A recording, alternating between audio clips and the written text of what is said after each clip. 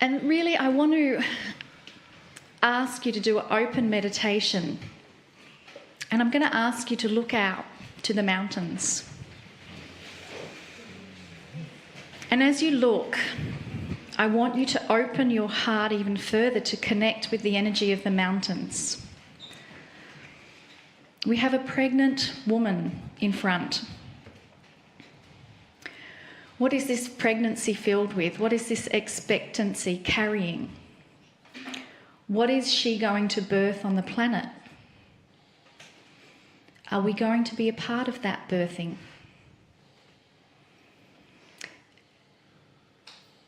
Allow your heart to connect with that energy. Allow yourself to be part of that birthing process.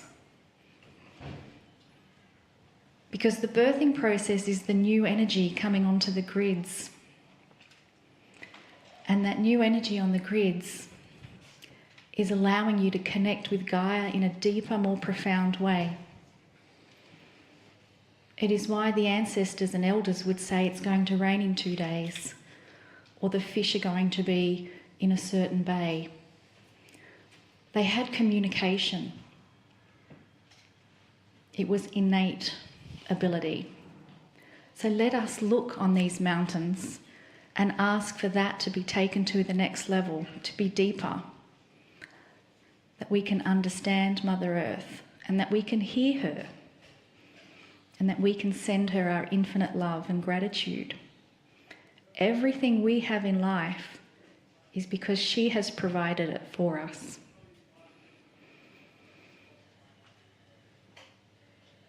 And so we give infinite thanks for this deep, deep connection that communicates both ways.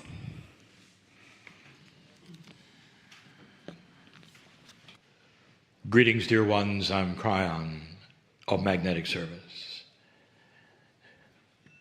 My partner steps away yet again.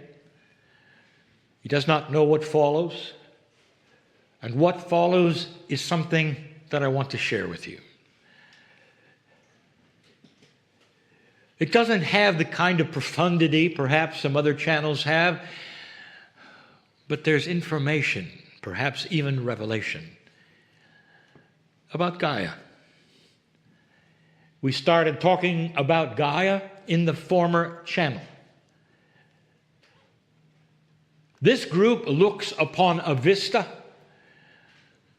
that is unique on the planet. There aren't that many places where in a high level you can look out and see certain mountains sticking up the way they do, in groups the way they are, in the majesty of the mist that you see here.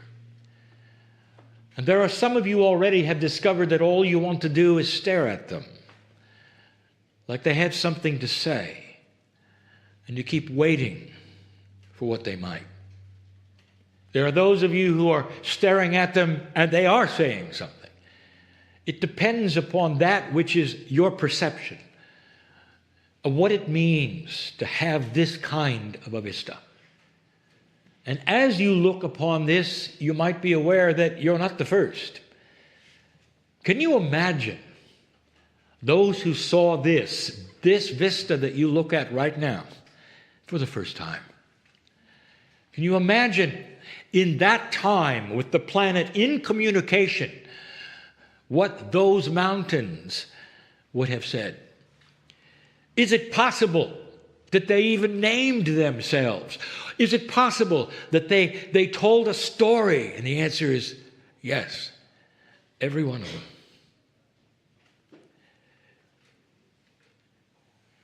My partner was going to tell you about Makua, and I will. It's a story that has not been told, not this way. Of the pure Hawaiian lineage of the Lemurian, Makua was a master. A modern man who'd been in war and yet a shaman. This shaman realized that his bloodline was diminishing. He also realized that the verbal pass down of the history, of the stories, of the lineage was limited. in that there would come a time when there was no one who would listen. There was no young warrior or young indigenous or young anything that would be of the bloodline that they could pass it on to. But they could pass it on, and they could pass it on as it had been done for generations. It was going away. And that is when he found my partner. Now, although my partner will admit this, what he had found was Kryon.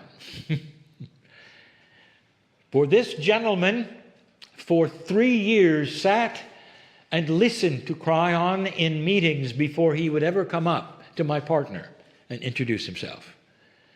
For he wanted to hear what Kryon had to say about their land. And then it happened that he took my partner out to the volcano's edge on the island that he lived in, which is called the Big Island, the one that is active with the energy of Pele. And he said to my partner, "This is the lookout where the tourists go, but I want to take you to the one where you should be in." And he walked over to a specific area and he said, "This is the male area. This is where you should stand to look out." And he pointed to the edge and he said, "This is where the Lemurian canoes were buried." My partner will always remember that phrase, and it was a metaphor that said, they landed here. My partner carries this in his heart as he thinks about this master, his mentor. And then my partner, in all of his ignorance, said to Makua, "Makua, why do the men have to stand on this cliff and the women have to stand on another? What about the equality? Why cannot they stand together in one place?" His American bias was showing. And as though my partner were a child, Makua said to him, as simply as he could, "Because this is the male section of the land. It has nothing to do with your gender." The male section of the land. And my partner then asked him, "You mean that Gaia, Earth, has gender?" And what Makua said, he said, "No, it has something similar. It has balance. And that then transmits to gender for you. A place for the men to stand, a place for the women to stand. As above, as below, the yin, the yang. There is balance in nature. There is light, there is dark. As there is balance for you in gender." My partner didn't fully understand. He does now. And that is why we say what we are saying to you.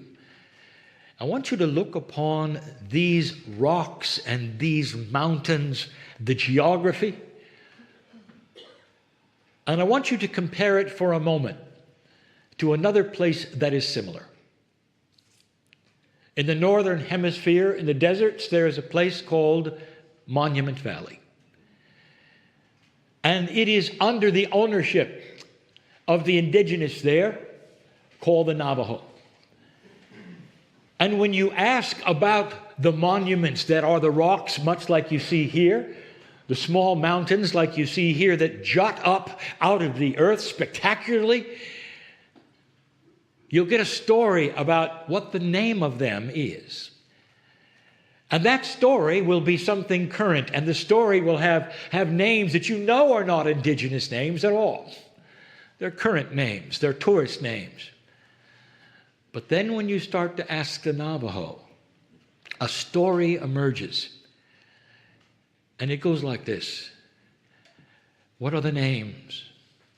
And the Navajo will give you names in their language of what those outcroppings are. And you will say, "Well, where did you get the names?" And they will look at you as a tourist like, perhaps you'll understand, perhaps you won't. When they look you in the eye and they say, The mountains named themselves. And then you start understanding the names because they mean other things. There is a story about every single one. And some of the stories seem to be spectacular in their power, in their fertility, in their beauty, and others seem dark. There's one where you'll see the fingers coming up out of the ground. And you'll find out that this is a place you don't want to go. This is a place that is dark. And then there's another place that you'll find is where you would like to go. A place that represents light. And you say to the Navajo, they named themselves, they have their own stories. They will say they were given to us all by each mountain. Every story. And then they will tell you the metaphors, the stories of their gods, the stories of their elders and their ancestors imbued in the various places. And you start to realize that it wasn't the Navajo ancestors or that which is Gaia, but a meld between them. And then you start to understand that there is some kind of balance. There'll be a male, there'll be a female, there'll be a light, there'll be a dark. And as you start to study those that are left, and you start to add them up, and you start to do the mathematics, you will find out there's actually a pair.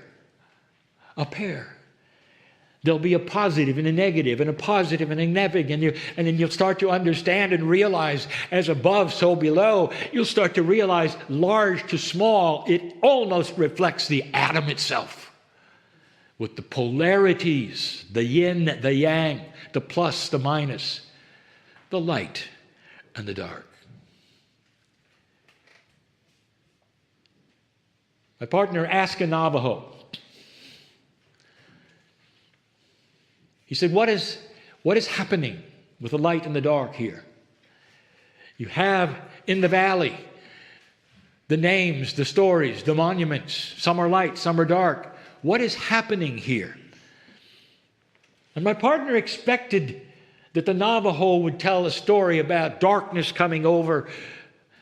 And the Navajo said, it's about balance. The balance of nature is how we live our lives. He says the nature whispers to us about the way to live. Darkness will always be on the planet, and light will also be there. And if we live in the balance for ourselves and for the land, then we will survive. And then our lineage will go forward. Our Akash will go forward. Our children will understand at some level balance. And now we come here. You're looking at balance. For if you were to analyze and count, if you were to hear the stories, you'd find out the same things. This valley is in balance. Can you feel it? And it speaks to you and says, you're next because you have not been in balance. Humanity has been out of balance for eons. Humanity is filled with itself so much that it perpetuates its own stories, its own gods, its own beliefs, and has left the master teacher out of the equation. And the master teacher sits in front of you for you to look at and gaze at. It's about bringing light and dark into a balance that makes sense. On this planet, you have been out of balance so long, you don't even realize that the very idea of human nature is a negative connotation. You live in darkness. Some of you have darkness around you, and you actually will see it without seeing the light, because you're so used to it. You're so used to it being in charge, being afraid of it, running from it. For some of you, it rules what you do, whether you turn left or whether you turn right. Look out. Feel the serenity And know that this balance that you see, that you feel, that you want to hear from each one of these mountains, is it speaking to you saying, this is your future. That when you start to balance the dark and the light, there is no fear of the dark. There is only balance. When you start to measure the dark and the light, you realize that you are light and you have inside you both the yin and the yang. You have the choice of the balance. And a balanced human being is one who will live longer. A balanced human being will not be in distress or in fear any more than the rocks you see in front of you are in distress or in fear. The master teacher is here in front of you as an echo, as a mirror that says, return to this and humanity will survive. You've come to the right place today to gaze at things that you needed to see. The very venue that you sit in was not known until last week. This is no accident. That before you and out the windows, there is a lesson to be learned, and I can tell you about it. Understand that there is purpose here, and love and compassion and balance. And understand that this planet is not doomed as long as you will return to the beautiful family of Gaia. Let this be the lesson for this entire day. And so it is.